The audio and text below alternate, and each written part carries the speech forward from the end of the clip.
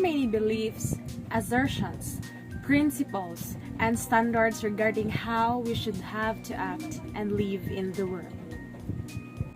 Good day! I will be discussing about ethics and the law. And if you want to learn the differences and similarities between ethics and the law, just keep watching. Due to today's political and cultural situation, which is filled with controversy, it's essential for you guys to understand the differences and similarities between what is ethics and what is the law. In particular, we pointed out that an examination of ethics focuses on the concepts and convictions that a community holds dear in terms of morality. Morals are a society's collective definition of right and wrong, whereas ethics is the set of rules for upholding that definition. Despite the fact that you may have your own morals and ethical standards, the society in which you live has probably had a big impact on them. Societies often create rules that clearly define what acts are acceptable and unacceptable due to the differences between individuals. In essence, laws aim to reconcile any potential ethical conflicts between individuals. Although it is not required by law, you must adhere by the social definition of acceptable behavior if you want to live in that society.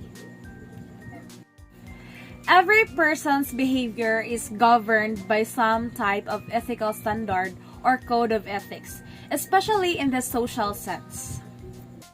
Laws are formal rules that govern how we behave as members of society.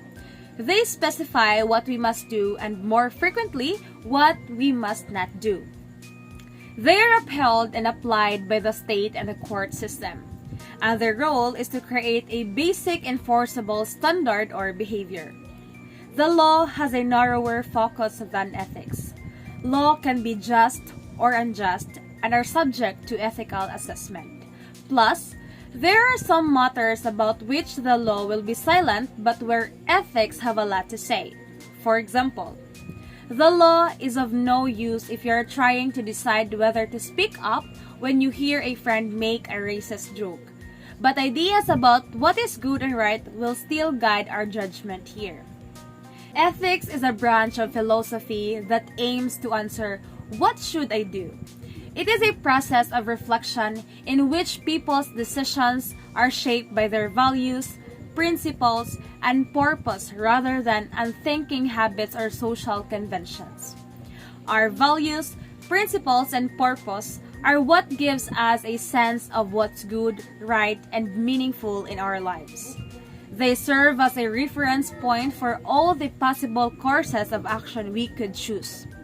In this definition, it can be tempting to see law and ethics as more or less the same. We might think that so long as we're fulfilling our legal and moral obligations, we can consider ourselves ethical. In reality, there is more to ethics than law. Ethics require us to think about issues the law can't or doesn't address. In an ideal world, our ethical beliefs shape the kinds of laws and moral systems a society develops.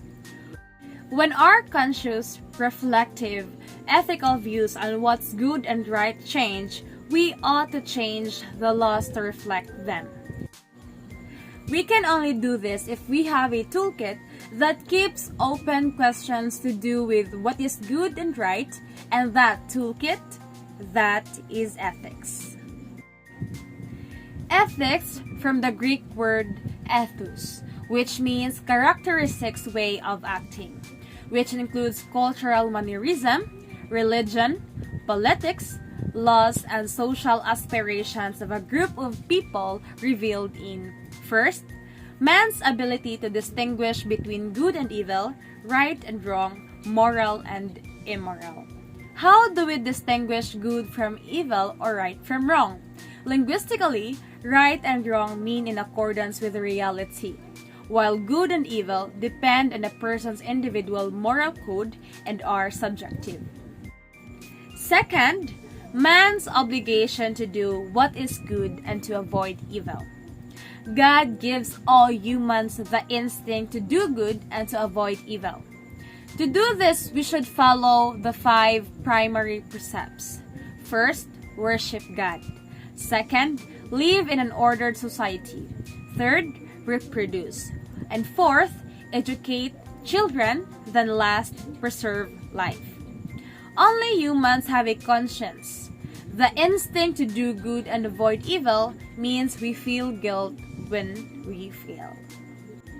Then third, man's accountability for his actions, expecting reward or punishment. When you are personally accountable, you take ownership of what happens as a result of your choices and actions. You don't blame others or make excuses, and you do what you can to make amends when things go wrong. To become more accountable, make sure that you are clear about your roles and responsibilities. Essentially, a relation to oneself, to a fellow man, to others, the environment, or to one's colleagues or associates, the sole purpose of which is to promote and realize the good due to oneself, the other, to humankind, to the environment, or the supreme being. So, there are kinds of ethics and their components. The first component is personal ethics. Refers to the ethics that a person identifies with in respect to people and situations that they deal with in everyday life. A relationship to oneself to promote, maintain, and protect the good of the person in question. This good includes physical, intellectual, emotional, and spiritual kinds as the values of intelligence, cleanliness, good manners, gratitude, cheerfulness, sympathy, quietness, diligence, and etc. The second component is moral ethics. It brings the promotion, advocacy, protection, pursuit, and performance of the essential good between persons as persons and between human beings as such. The principles are reverence for life, tolerance, respect for human life, justice, responsibility, altruism, and trust. The third component is social ethics. The promotion, advocacy, pursuit, maintenance of common, the social, public, and peoples. Good on the part of the individual members and collective entities of society. The principles of this include peace and order, preservation, social justice, economic development, social tolerance, and etc. The fourth component is professional ethics, concerned with the promotion, pursuit, advocacy, protection, performance, and maintenance of the good between clients and professionals, professionals and the public, professionals and associates, and professionals in relation to their profession. The principles are honesty, fairness and compensation charges, economic empathy, fairness to associates, respect for clients, and etc. Fifth, the family ethics. The promotion, advocacy, protection, performance, and maintenance of the good of the family as a unit of relationships. This consists of faithfulness, loyalty, cooperation, sacrifice, filial love, trust, responsibility, and unity. Sixth component is environmental ethics, concerned with the promotion, advocacy, protection, performance, and maintenance of that is good for the environment and the part of its human inhabitants and beneficiaries. Principles include conservation, protection, care, restoration, balance, stewardship, formal integrity, sustainability, and etc. Then the last component is religious ethics, concerned with the promotion, advocacy, protection, performance, and maintenance of a good or supreme being. Principles include faith, worship, thanksgiving, obedience, reverence, and piety. In conclusion, law and ethics have similarities and differences.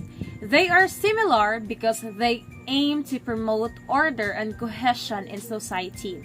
In addition, they influence behavior in ways that benefit individuals and society. On the other hand, they are different in several ways.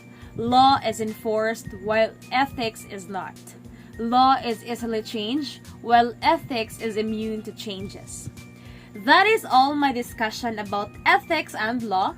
I hope you learned something. Thank you and God bless. Keep learning.